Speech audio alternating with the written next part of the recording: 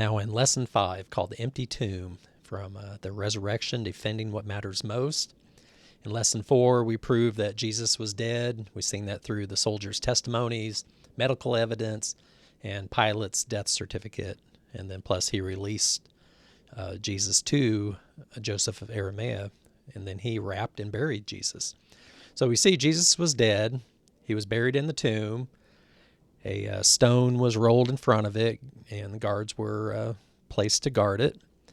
So believers and skeptics, they both agree the tomb was empty 3 days later, but the question is, where's the body? The most common skeptic theory is that the disciples stole the body. They made up the resurrection to keep the story going, so the movement keeps going. But the problem with that is the disciples didn't gain any political power or money from this. They only given torture and death. So, why would they move forward with a lie? So we'll be examining the empty tomb and debunking the stolen body theory. And then at the end, we'll see that there's really no explanation. It's just, there's an empty tomb and a resurrected body. So if someone doesn't believe the resurrection to be true, he must first, explain the empty tomb. Where's the body of Christ? Who stole the body, and why would they do that?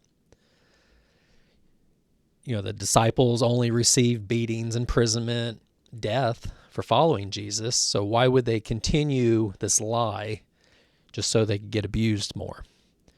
And the skeptics have to answer this, and they can't. So the empty tomb, it implies a physical resurrection. And, this is reported across all the Gospels. It's there in the book of Acts, and Paul even teaches it in 1 Corinthians 15. And all these accounts date within a few years of Jesus' death. So this isn't something that was developed later on. This is early testimony, eyewitnesses who wrote this down. And they use women as the first eyewitness. And the detail of this matters because in ancient Jewish history or culture, women were considered unreliable witnesses. So for them to be used, it wouldn't work, there in that culture, because they seen that their testimony didn't carry any weight in the court of law. So to have that as the forerunner would get destroyed there in that culture. So if you're going to make up a story about the resurrection, you would never say women discovered first. In that culture, you would say Peter, John, or one of the disciples found the empty tomb. And you would definitely push that detail, and not that the women found it. So the fact that the gospel writers included this detail, even though it would undermine the credibility in that culture, it really demonstrates their commitment to the truth of what really happened instead of trying to fabricate a story. So the tomb was empty. The women discovered it first. The skeptics' theory is that the disciples stole the body. And I like it because they said while the guards were sleeping. And, like I said, all the disciples, received only torture and imprisonment and beatings. Why would they do this for a lie? People will die for what they believe to be true, but they don't do it when they absolutely know it's a lie. So if the disciples stole the body, they knew the resurrection was a lie, but then they went on being killed, proclaiming it to be true. And, that doesn't make sense. And another problem with the stolen body theory, even though the soldiers were paid to say the disciples stole the body, there in Matthew 28. Think about what that means. Someone who had their eyes shut, they're sleeping, they're going to testify what they saw happen.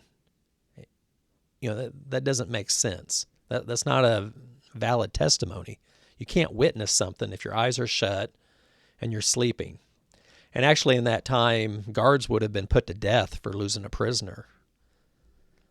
So if the disciples stole the body while the guards slept, the guards definitely would not have admitted it. They'd been executed. The only reason the guards admitted it is because the chief priests bribed them and promised to keep them out of trouble. And that's in Matthew 28. So the stolen body theory requires you to believe that the disciples decided to steal the body and die for a lie.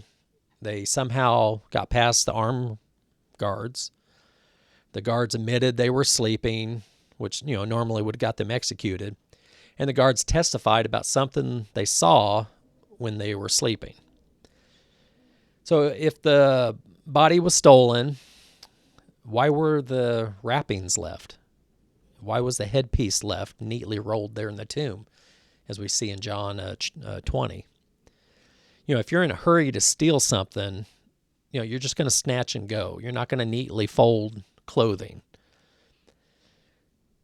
So, the neatly folded grave clothes, it's another evidence that this wasn't a robbery, but Jesus didn't need his burial clothes anymore because he had resurrected with a new body.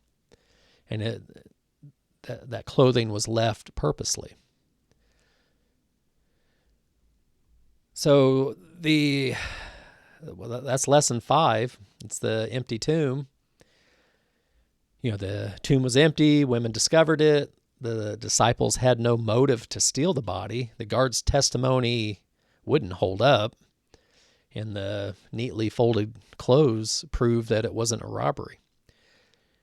The next lesson, it'll be the eyewitnesses and the changed lives. And there'd be like over 500 witnesses. And really just the changed lives is probably the greatest proof of the resurrection. So I'll send you a free PDF of this study if you email me. Details of that is in the description. Or if you're the person that likes a journal, I actually have an actual journal with a study in it. It can be purchased on Amazon. I'll put that on the description also. So thanks for watching.